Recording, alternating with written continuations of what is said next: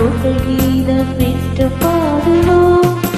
அர்ப்பணித்து வாழ்ந்திட அன்பரும்பில் வளர்ந்திட ஆசையோடு அருள் வேண்டி பணிகின்றோம். அர்ப்பணித்து வாழ்ந்திட அன்பரும்பில் வளர்ந்திட ஆசையோடு அருள் வேண்டி பணிகின்றோம்.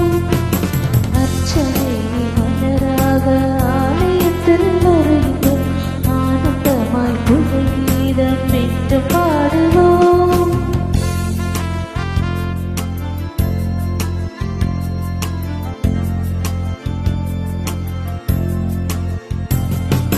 தாயின் கருவிலே உருவாகும் முன்னரே அறிந்து எங்களை தேர்ந்த தெய்வமே.